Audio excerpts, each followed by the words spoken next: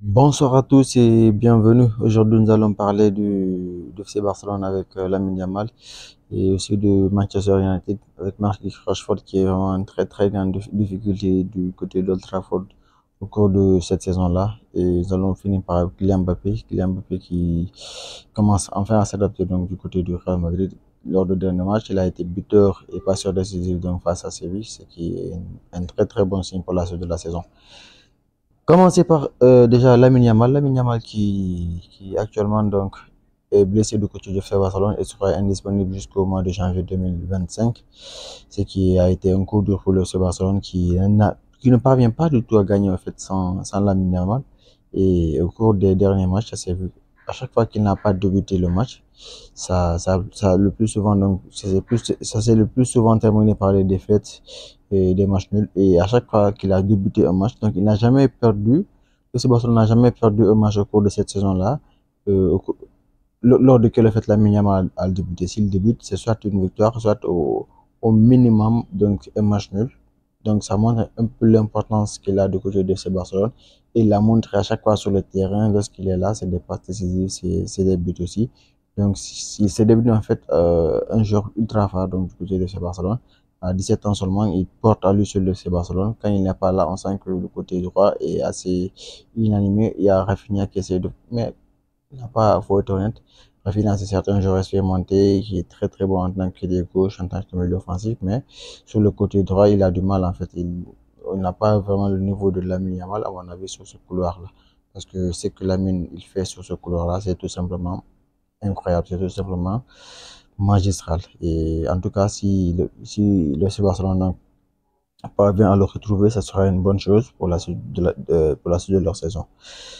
Du côté de Manchester United, c'est autre chose avec Marcus Rashford qui malheureusement est vers la sortie en fait, parce qu'il y a eu pas mal de matchs lors desquels, surtout récemment, donc avec le nouveau coach, lors desquels il a été écarté et malheureusement, il semble en fait se diriger donc vers un départ de Manchester United qui a été son club de cœur, qui a été le club qu'il a fait découvrir donc, qu'il a fait exploser donc aux yeux du monde entier.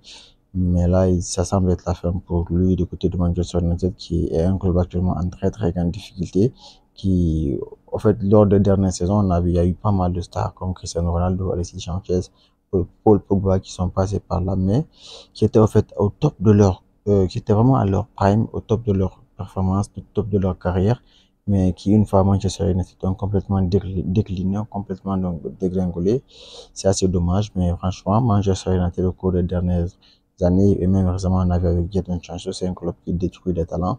Et peut-être qu'un départ serait la meilleure solution pour Marcus Rashford pour essayer de relancer un peu sa carrière, qui peine vraiment à prendre la tournée en fait qu'on attendait pour lui. Et on va finir donc avec Kylian Mbappé qui commence maintenant à s'adapter du côté du Real Madrid, ce qui est une très très bonne nouvelle. C'est vrai qu'il a beaucoup peiné lorsqu'il est venu, il a eu pas mal de matchs difficiles et tout, mais là maintenant au cours des deux derniers matchs, on a vu un Kylian Mbappé complètement retrouvé, qui a accepté son rôle de numéro 9 et pour le moment, qui parvient donc à le remplir avec beaucoup de créativité, d'efficacité, ce qui est une très très bonne nouvelle pour le Madrilène, qui attaque à partir du mois de janvier, donc les phases décisives de la saison, donc la seconde partie de la saison, ce qui est assez important. Donc en tout cas là, s'il continue sur ce rythme-là, ça va être bien pour lui et pour sa confiance. Peut-être que il sera rappelé donc avec l'équipe de France, parce que là, il faut rappeler qu'il n'a pas été sélectionné pour les deux dernières trêves. La première trêve parce qu'il voulait du repos, la deuxième donc sur décision de Didier Deschamps. En tout cas là, il est en très grande forme, donc il pourra beaucoup apporter, que ce soit au Real Madrid ou avec l'équipe de France. C'est qui est une très très bonne chose pour lui et pour les Français en fait.